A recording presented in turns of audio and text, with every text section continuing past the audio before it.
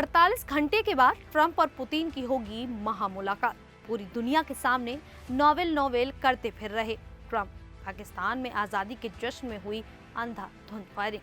पाकिस्तान के स्वतंत्रता दिवस पर ट्रंप ने फिर से की पाक की तारीफ। दक्षिण कोरिया पर किम जोंग उन की बहन हुई फायर। नमस्कार, मेरा नाम है शालिनी और आप देख रहे हैं द न्यूज़ 50। स्वागत है आपका हमारे खास प्रोग्राम दुनिया के हालचाल में। चलिए नजर डालते हैं इन बड़ी खबरों पर विस्तार से। पूरी दुनिया की नजरें अलास्का पर हैं, जहां 15 अगस्त 2025 को अमेरिकी राष्ट्रपति डोनाल्ड ट्रंप और रूसी राष्ट्रपति व्लादिमीर पुतिन की ऐतिहासिक मुलाकात होगी। ये बैठक यूक्रेन युद्ध के भविष्य को तय कर सकती है। अलास्का को युद्धपोतों, पनडुब्बियों और गश्ती जहाजों ने घेर लिया है। अमेरिका, रूस, कनाडा और चीन की नौसेनाएं समुद्र में हर गतिविधि पर नजर रख रही हैं। आसमान में गश्ती विमान और सैटेलाइट से कड़ी निगरानी हो रही है। ये दशक की सबसे बड़ी बैठक है, इसीलिए सुरक्षा के कड़े इंतजाम हैं। ट्रंप शुक्रवार सुबह अलास्का के एंकरेज पहुंचेंगे, जहां पुतिन के साथ उनकी द्विपक्षीय वार्ता होगी। इसकी तैयारियों का जिम्मा रूसी विदेश मंत्री सर्गेई लावरोव और अमेरिकी विदेश मंत्री मार्को रूबियो के पास है। 15 अगस्त को एंकरेज में NOTAM लागू होगा, यानी कोई विमान वहां से नहीं गुजरेगा। पुतिन मॉस्को से बेरिंग स्ट्रेट के रास्ते 7300 किलोमीटर की हवाई यात्रा कर एंकरेज पहुंचेंगे।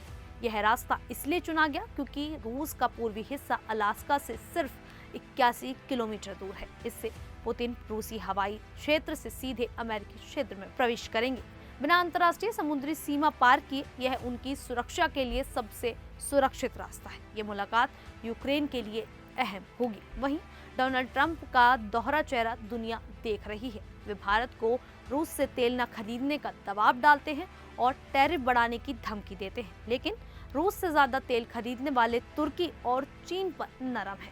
ट्रंप शांति की बात करते हैं और नोबेल शांति पुरस्कार का दावा करते हैं, मगर रूस को यूक्रेनी युद्ध खत्म न करने पर गंभीर परिणाम की धमकी भी देते हैं।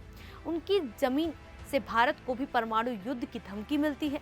पाकिस्तान के सेना प्रमुख जनरल मुनीर ट्रंप के बुलावे पर अमेरिका गए और वहां से भारत को युद्ध की धमकी दी। ऑपरेशन सिंदूर के बाद मुनीर 2 बार अमेरिका जा चुके हैं। उनके बाद पाक PM शहबाज शरीफ ने भी भारत को धमकाया कि अगर भारत ने पानी रोका तो सबक सिखाएंगे। ट्रंप का पाकिस्तान को करीब लाना शांति की बातों से मेल नहीं खाता। 15 अगस्त को ट्रंप और पुतिन अलास्का में यूक्रेन युद्ध पर बात करेंगे। ट्रंप चाहते हैं कि पुतिन युद्ध रोके, वरना सख्त कदम उठाएंगे। वे दूसरी बैठक की बात भी करते हैं, जिसमें यूक्रेन के जेलेंस्की शामिल हो सकते हैं। ट्रंप दावा करते हैं कि उन्होंने भारत, पाकिस्तान समेत कई देशों में शांति कराई, लेकिन भारत इसे नहीं मानता। भारत कहता है कि पाकिस्तान ने शांति की भीख मांगी थी।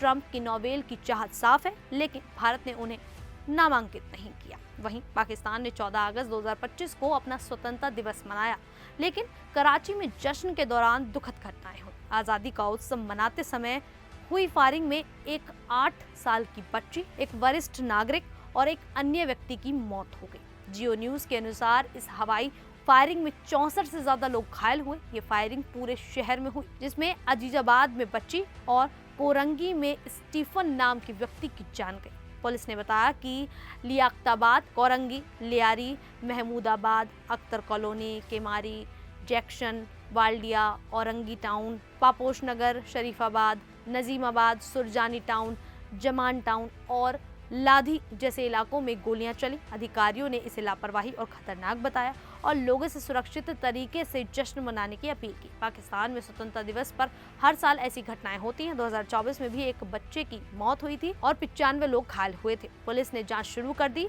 और फायरिंग करने वालों के खिलाफ सख्त कार्रवाई का वादा किया है। ARY न्यूज के मुताबिक जनवरी 2025 में कराची में फायरिंग से 42 लोग मारे गए थे, जिसमें 5 महिलाएं थीं और 233 घायल हुए।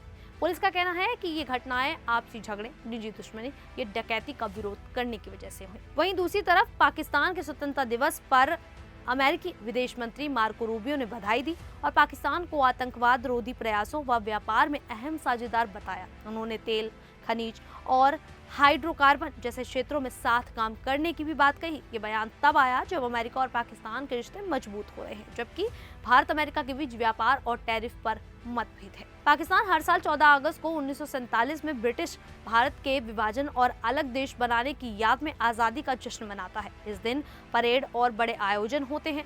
अमेरिका का ये संदेश दोनों देशों के बढ़ते रिश्तों का संकेत है। हाल ही में अमेरिका ने बलूचिस्तान लिबरेशन आर्मी और मजीद ब्रिगेड को आतंकी संगठन घोषित किया।